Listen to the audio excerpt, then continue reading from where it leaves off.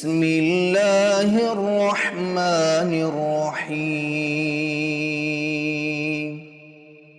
الرحمن وہ جو نہایت مہربان ہے، علم القرآن اسی نے قرآن کی تعلیم فرمائی، خلق الانسان علمہ البیان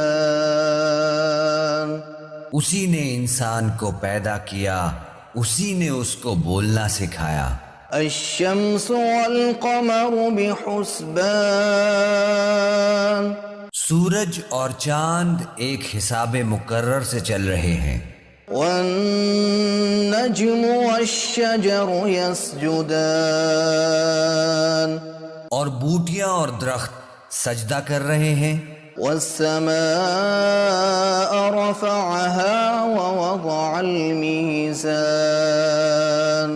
اور اسی نے آسمان کو بلند کیا اور میزان عدل قائم کر دی، ألا تطغوا في الميزان کہ اس میزان میں حد سے تجاوز نہ کرو، وأقيموا الوزن بالقسط ولا تخسروا الميزان اور انصاف کے ساتھ ٹھیک تولو اور تول کم مت کرو۔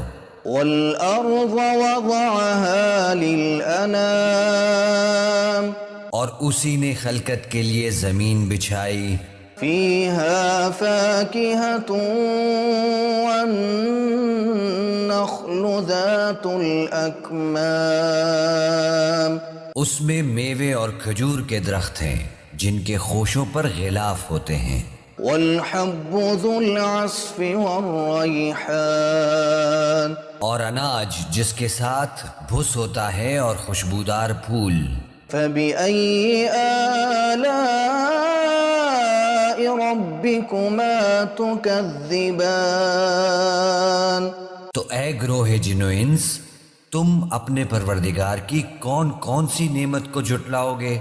خلق الإنسان من صلصال كالفخار اسی نے انسان کو ٹھیکرے کی طرح سے کھنکھناتی مٹی سے بنایا، وخلق الجان من مارج من نار اور جنات کو آگ کے شعلے سے پیدا کیا۔